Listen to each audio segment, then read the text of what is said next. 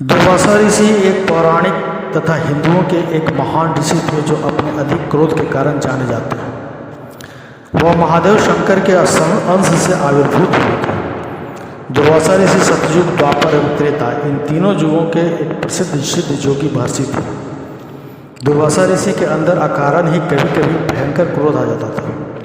वह सब प्रकार के अलौकिक वरदान देने में समर्थ थे। दुर्वासा ऋषि अत्रि जी एवं सृष्टिकर्ता ब्रह्मा जी के मानस पुत्र माने जाते हैं।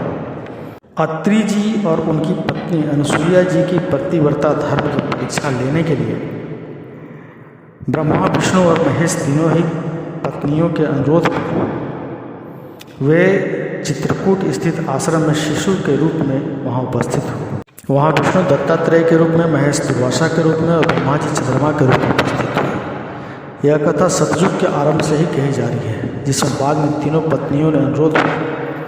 अनुसुईया जी ने कहा कि इस वर्तमान स्वरूप में वे इन तीनों पुत्रों के रूप में ही मेरे पास रहेंगे, साथ ही वे इन तीनों की अपने स्वरूप में विराजमान होकर के अपने धाम में पधारेंगे। महाभारत और पुराणों में इसका वर्णन किया गया है। जब दुर्वासा ऋषि थोड़े बड़े हुए तो अपने माता पिता से आदेश लेकर अन्न और जल का त्याग करके कठोर तपस्या में लग गए। इस तपस्या के दौरान वे यम, नियम, आसन, प्राणायाम, धारणा एवं योग का अवलंबन करके वह ऐसी सिद्धि अवस्था में पहुंच गए थे जहां उनको बहुत सारी सिद्धियां प्राप्त हुई और अब वे एक सिद्ध योगी के रूप में विख्यात होकर पहचाने जाने लगे थे। दुर्वासा ऋषि ने यमुना किनारे उसी स्थान पर एक आश्रम का निर्माण किया और वहीं पर रहकर अपनी आवश्यकता के अनुसार बीच में कभी कभी ब्राह्मण भी किया करते थे। आश्रम में यमुना किनारे दूसरी ओर महाराज अम्बरीश का बहुत ही बड़ा राजभवन था। एक बार राजा अम्बरीश निर्जला एकादशी एवं जागरण के उपरांत व्रत का पालन कर रहे थे। इस समय क्रियाओं को संपन्न करके वह भगवत प्रसाद से पालन करने जा रहे थे। तभी वहाँ महर्षि दुर्वासा पहुँचे। उन्हें वहाँ देखकर राजा ने उन्हें भोजन ग्रहण करने को कहा, परंतु दुर्वासा ऋषि यमुना स्नान करने की बात कहकर वहाँ से चले गए। भोजन ग्रहण करने का समय निकलता जा रहा था। इस कारण धर्म के ब्राह्मणों ने परामर्श करके एक चरणामृत ग्रहण कर लिया और राजा को प्रणाम करना था कि ऋषि दुर्वासा वहाँ आ गए और उन्होंने क्रोधित होकर कहा, तुमने पहले प्रणाम करके मेरा अपमान किया है। पुराणों में कहा जाता है कि जब माता सती ने अपने शरीर का त्याग कर दिया था तब उन्होंने माता पार्वती के रूप में हिमाचल पुत्री बनकर जन्म लिया था। भगवान शिव को पाने के लिए पार्वती ने कठोर तपस्या की थी। इस तपस्या से प्रसन्न होकर भगवान शिव विवाह के लिए राजी हो गए थे। तो चारों ओर खुशियों का माहौल था। इससे सभी देवता बहुत प्रसन्न हुए।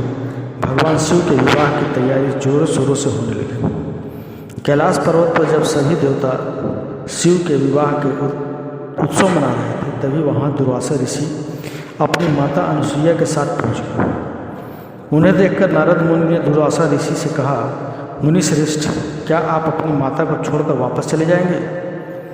यह सुनकर दुर्वासा ऋषि ने कहा कि मैं भी शिव जी के विवाह में जाने के लिए आया हूँ। तभी नारद मुनि ने विचार करते हुए कहा, मुनि श्रेष्ठ, आपको क्रोध बहुत जल्दी आ जाता है, जिससे आप कभी भी किसी को भी श्राप दे देते हैं। इसलिए इस विवाह में आपको क्रोध आ जाए और कहीं अर्थ का अनर्थ न हो जाए तो? मुनि दुर्वासा ने कहा कि ऐसा कदापि नहीं होगा, क्योंकि मैंने अपनी माता को यह वचन दिया है कि वह क्रोध नहीं करेंगे और न ही किसी को श्राप देने का कार्य करेंगे। वहाँ जहाँ शिव जी थे वहीं दुर्वासा ऋषि जी को नंदी जी लेकर गए और उनकी माता को एक अलग कक्ष में ले जाकर ठहराया।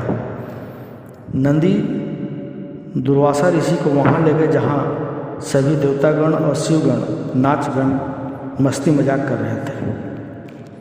सभी शिवगणों ने वहाँ मुनि दुर्वासा को देखा तो उन्हें इस नाच गाने में सम्मिलित होने को कहा और फिर उन्होंने उनके साथ हंसी मजाक करना शुरू किया। यह देख मुनि दुर्वासा को लगा कि सभी शिवगण उनका अपमान कर रहे हैं। यह देख उन्हें बहुत क्रोध आया और उन्होंने अपनी माता को दिया वचन भूलकर उन्होंने सभी शिवगणों को श्राप दे दिया कि तुम्हारा यह भयानक रूप देखकर सभी कन्या पक्ष के वाले मूर्छित हो जाएंगे। जब तुम उनके द्वार पर जाओगे। और उन्होंने भगवान शिव को भी श्राप देते हुए कहा कि इस रूप में तुम्हारा विवाह पार्वती के साथ नहीं होगा। उनका यह श्राप सुनकर नारद ने कहा कि हे मुनि, आपने यह क्या अनर्थ कर दिया। इस विवाह के लिए शिव जी बड़ी मुश्किल से तैयार हुए थे और आपने यह क्या घोर अनर्थ कर दिया।